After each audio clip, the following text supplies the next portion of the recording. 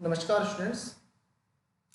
BSc part second mathematics में paper first हम abstract algebra अमूर्त बीजगणित पढ़ रहे थे। उसमें पिछली क्लासेज में हमने तुल्यता संबंध के बारे में पढ़ा था, इक्विवेलेंस रिलेशन के बारे में। आज हम इस क्लास में पढ़ेंगे इक्विवेलेंस क्लासेस, तुल्यता कक्ष। तुल्यता कक्ष हम ये पढ़ने वाले हैं। तो एक बार आप देख लीजिए कि इक्विवेलेंस रिलेशन क्या होता है। इक्विवेलेंस रिलेशन आपने पढ़ा था। इक्विवेलेंस रिलेशन वो क्या होता है? यदि कोई भी एक नॉन एम्प्टी सेट ए है और आर एक रिलेशन इस पर डिफाइन किया हुआ है और वो इस तरह से हो कि वो रिफ्लेक्सिव हो, सिमेट्रिक हो और ट्रांजिटिव हो, तो फिर हम उसको कहेंगे कि वो क्या है, इक्विवेलेंस रिलेशन है, तुल्यता संबंध है। आज हम इस क्लास में एक कॉन्सेप्ट डिफाइन करेंगे, तुल्यता कक्ष, जो काफी इंपॉर्टेंट है और ये आपने पिछली क्लासेस में आपने पढ़ा हुआ है। ये 12th क्लास में भी इसके क्वेश्चन भी आता है वहां पे।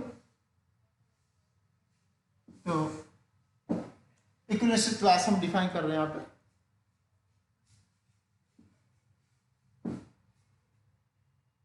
मैं एक रिलेशन डिफाइन कर रहा हूं किसी सेट ए के ऊपर। जैसे मैं कह रहा हूं कि माना कि आर एक रिलेशन है। कौन सा रिलेशन है? इक्विवेलेंस रिलेशन है। Let R be an equivalence relation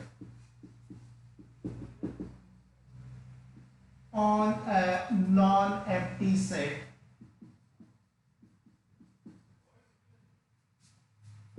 A। एक नॉन एम्प्टी सेट लिया है, उस पर ये क्या है, इक्विवेलेंस रिलेशन डिफाइन है। तो यहां पर ध्यान दीजिए यहाँ पे कि जो सेट ए है, ए से ए में ही है। यहाँ पे कोई भी रिलेशन है ए से ए में, तो इसको इस तरह से बोलते हैं कि आर एक रिलेशन है सेट ए के ऊपर। यहाँ पे आप इस तरह से लिख सकते हैं यहाँ पे। तो ए से ए में एक रिलेशन डिफाइन है और किस तरह का है? इक्विवेलेंस रिलेशन है। तो फिर क्या होगा, हम इक्विवेलेंस क्लास किसकी होगी? इस सेट ए के कोई भी एक यदि एलिमेंट ले लें स्मॉल ए जैसे, तो हम बात करेंगे इस एलिमेंट की इक्विवेलेंस क्लास की। तो हर एलिमेंट की एक इक्विवेलेंस क्लास होगी। तो मैं ये यहाँ पे हम लिख देते हैं यहाँ पे कि जैसे कोई भी एक एलिमेंट ले लेते हैं आर्बिट्रेरी, जैसे and A be an arbitrary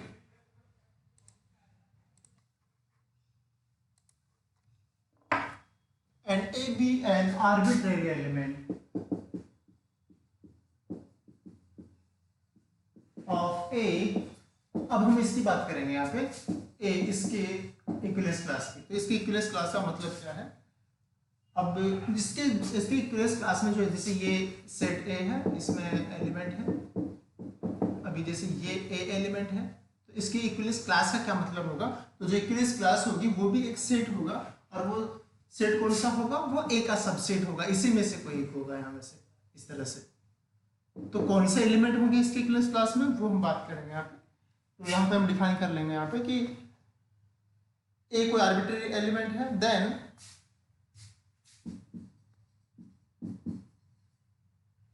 the set of elements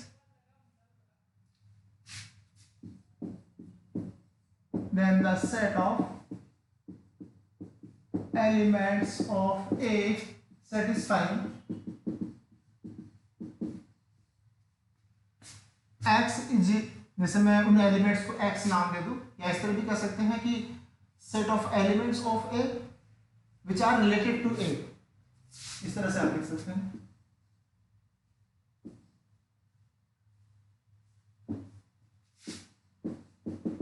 which are related to A, जिनका ए के साथ संबंध होगा, वही एलिमेंट इसकी क्लास में होंगे। और कौन सा संबंध होगा? आर, जो भी इक्विवेलेंस रिलेशन आर डिफाइन किया है। यदि वो जितने भी एलिमेंट होंगे इस सेट ए में जिनका ए के साथ संबंध है, स्मॉल ए के साथ, तो वो जो एलिमेंट्स होंगे वो क्या कहलाएंगे? इस एलिमेंट ए की इक्विवेलेंस क्लास कहलाएंगे। इसको मैथमेटिकली किस तरह से लिख सकते हैं यहाँ पे? तो हम इसको सिंबॉलिकली इस तरह से रिप्रेजेंट करेंगे, एंड डिनोटेड एज, इसको इस तरह से, जैसे एक ही क्लास की हम बात करें तो इसको हम इस तरह से लिख देंगे। यहाँ पे एक ही हम बात कर रहे हैं, मैं इसको इस तरह से लिख देंगे ए, इस तरह से ये कहलाएगी एक ही क्लास, या फिर आप इसको इस तरह से लिख दीजिए CN A, क्लास ऑफ ए। तो इसका क्या मतलब हो गया, इसको हम सेट की फॉर्म में लिख दें, सेट बिल्डर फॉर्म में। कौन एलिमेंट कहाँ है, किसके होंगे इसमें, ए सेट है और ए ये कोई एलिमेंट है, तो इसकी जो क्लास होगी वो भी इसी के एलिमेंट होंगे। तो वो एलिमेंट किसमें है, ए में से होंगे। तो हम क्या लिख सकते हैं यहाँ पे कि वो सारे एलिमेंट है यहाँ पे एक्स, सच दैट एक्स किस में से ले रहे हैं, ए में से ही होंगे, क्योंकि ए के एलिमेंट होंगे। लेकिन किस तरह के एलिमेंट होंगे, सारे तो नहीं होंगे ना, इसमें वही एलिमेंट होंगे इसी क्लास में जिनका ए के साथ संबंध होगा। ठीक है, तो क्या इसको लिख सकते हैं यहाँ पे, जो ए में है and X is related to A, जिनका ए के साथ संबंध होगा। ये आर क्या है, ये जो रिलेशन डिफाइन किया, जो भी रिलेशन होगा उस रिलेशन के अंतर्गत ये क्या होना चाहिए, इससे संबंधित होना चाहिए, इसका संबंध होना चाहिए। तो वो सारे एलिमेंट्स क्या कहलाएंगे, इसी इक्विवेलेंस क्लास हो जाएंगे। हम एक एग्जांपल लेंगे, उसमें हम बड़ी आसानी से इसको समझ लेंगे। तो आपको इक्विवेलेंस क्लास का कॉन्सेप्ट समझ में आया। तो हम एक काम करते हैं कि एग्जांपल ले लेते हैं, जो जहां पर हम इक्विवेलेंस क्लास हम यहाँ पे डिफाइन करेंगे।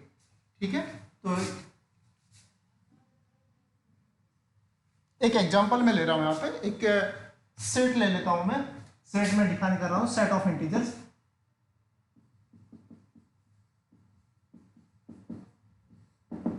जैसे मैं कहूं जेड एक सेट ऑफ इंटीजर है, पूर्णांकों का समुच्चय है, सेट ऑफ इंटीजर्स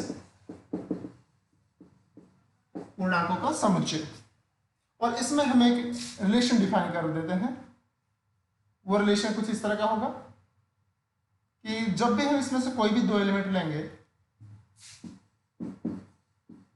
ऐसे कहें कि कोई भी दो इंटीजर है, तो इन दोनों इंटीजर का रिलेशन तब होगा x, जैसे उस रिलेशन को मैं नाम देता हूं r कह देता हूं यहाँ पे, या फिर बाद में हम चेंज कर देंगे चाहो तो, x is related to y।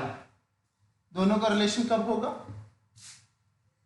हम तब कह देते हैं यहाँ पे, मैं एक काम और कर रहा हूं इसमें, एक पॉजिटिव इंटीजर में ले रहा हूं जो फिक्स होगा। जैसे यहाँ पे मैं फॉर एग्जांपल 4 ही ले लेता हूं मैं, 4 be a fixed positive integer, ये धनात्मक पूर्णांक है, नेचुरल नंबर। 4 हमने फिक्स किया है, आप इसकी जगह कोई भी चेंज कर लेंगे अपन, कितना हो सकता है, कोई n हो सकता है। फिलहाल मैं इस यहाँ पर 4 यूज कर रहा हूँ। तो इस फिक्स्ड पॉजिटिव इंटीजर के लिए क्या होगा, तो हमने जब भी कोई दो इंटीजर होंगे उनका रिलेशन, यदि r उस रिलेशन का यदि नाम है, यहाँ पे r डिफाइन करें, तो जब भी दो एलिमेंट का रिलेशन तब होगा जब 4 डिवाइड करे x माइनस वाई को, ये हमारा रिलेशन है।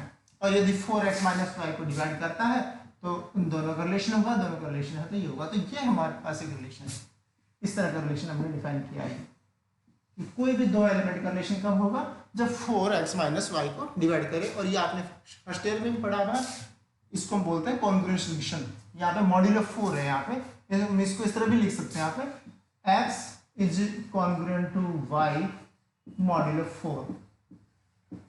ये इसको कॉन्ग्रुएंस रिलेशन भी कहते हैं, आपने लास्ट ईयर भी पढ़ा हुआ है कॉन्ग्रुएंस मॉड्यूलो 4। यहाँ पे 4 की जगह कितना भी हो सकता है, n भी हो सकता है, यहाँ पे कुछ भी हो सकता है। यहाँ पे तो यहाँ पे 4 डिवाइड्स x माइनस वाई है, और 5 डिवाइड्स x माइनस वाई कितना भी हो सकता है, n डिवाइड्स। तो यहाँ पे मैं एक इस एग्जांपल ले रहा हूँ। तो हम पहले तो ये चेक कर रहे थे कि क्या ये जो रिलेशन है, क्या ये इक्विवेलेंस रिलेशन है। और यदि इक्विवेलेंस रिलेशन है तो हम इसी क्लासेस की बात करेंगे। सेट कौन सा है, यहाँ पे ध्यान दीजिए, सेट ऑफ इंटीजर है यहाँ पे। तो हर एलिमेंट की क्लास होगी, तो कितनी क्लासेस बनेगी, उनकी प्रॉपर्टीज क्या होगी, वो सब हम देखना चाहते हैं। तो सबसे पहले तो ये चेक करें कि क्या ये इक्विवेलेंस रिलेशन है।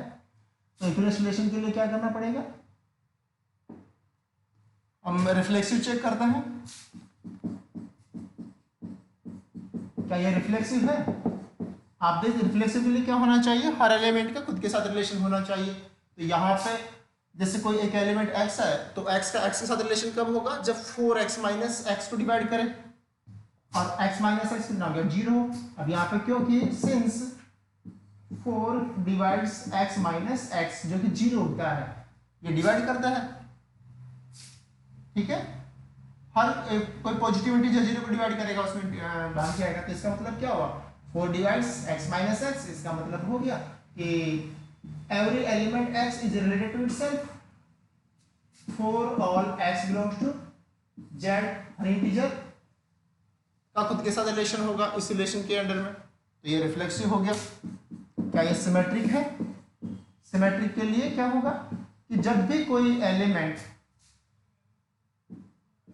If x is related to y, तो फिर क्या होना चाहिए, y का x के साथ भी रिलेशन होना चाहिए, ये कहता है सिमेट्रिक। तो हम मान लेते हैं कि माना कि x का y के साथ रिलेशन है, तो x का y के साथ रिलेशन है, क्या मतलब हो गया, हमारा रिलेशन क्या है, x का y के साथ रिलेशन कब होगा, जब 4x माइनस वाई को डिवाइड करें।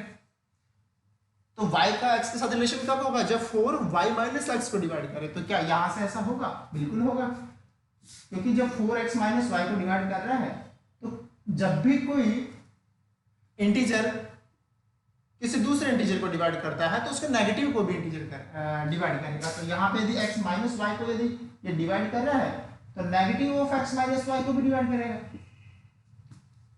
सॉरी ये 4 है, यदि ये 4x माइनस वाई को डिवाइड कर रहा है तो negative of x minus y को भी डिवाइड करेगा। और ये कितना हो गया 4 डिवाइड्स, ये हो गया y माइनस एक्स। तो आप देख सकते हैं यहाँ पे कि 4 डिवाइड y माइनस एक्स का क्या मतलब हो गया, y is related to x, ये हमारा रिलेशन है, तो ये सिमेट्रिक भी है। अब नेक्स्ट चेक करते हैं यहाँ पे क्या है, ट्रांजिटिव है।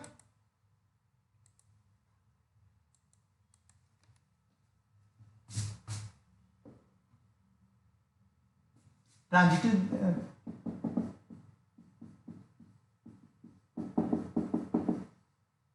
तो मान लेते हैं यहाँ पे, माना कि x, इसमें कोई भी 3 एलिमेंट ले लेते हैं x, y और z, 3 इंटीजर हमें लिए, और ये माना कि x का y के साथ रिलेशन है and y is related to z, y का z के साथ रिलेशन है। हमें चेक करना है कि क्या x का z के साथ रिलेशन है या नहीं।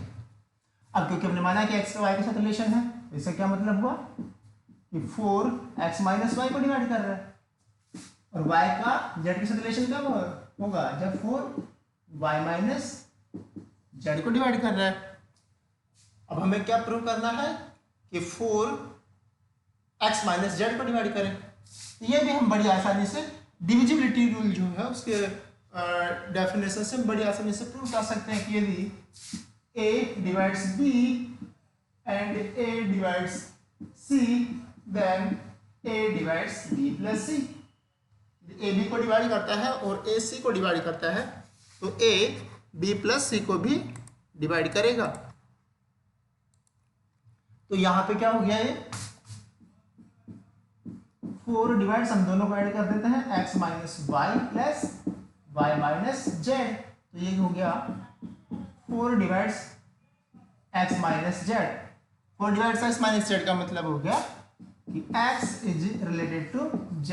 तो ये ट्रांजिटिव भी है। तो ये हमने जो रिलेशन डिफाइन किया था,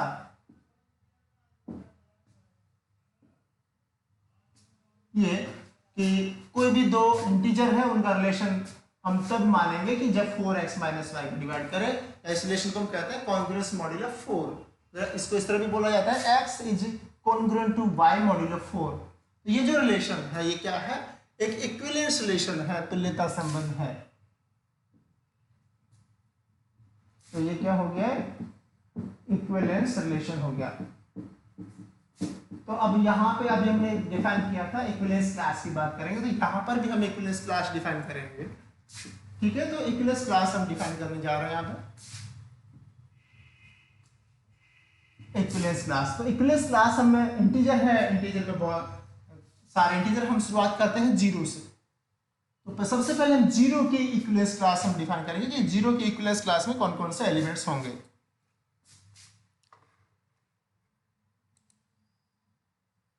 हम ये नेक्स्ट क्लास में हम डिफाइन करेंगे यहाँ पे अलग अलग जो इंटीजर्स होंगे। हम देखने वाले हैं यहाँ पे कि कितनी क्लासेज बनेगी और उनका नेचर क्या होगा, उनकी प्रॉपर्टीज क्या होंगे। हम ये देखेंगे यहाँ पे कि जो इक्विलेंस क्लासेज बनती है वो डिस्जॉइंट होती है और उनका यदि हम यूनियन करें तो पूरा का पूरा सेट बन जाता है। यहाँ से कॉन्सेप्ट निकल के आएगा पार्टीशन ऑफ अ सेट का। तो पार्टीशन ऑफ अ सेट और इक्विलेंस रिलेशन या इक्विलेंस क्लासेज, इसके बीच में एक बहुत ही इंपॉर्टेंट रिलेशन है जिसको हम बोलने वाले हैं fundamental theorem of equivalents relation. ये हम नेक्स्ट क्लास में पढ़ेंगे। Thank you.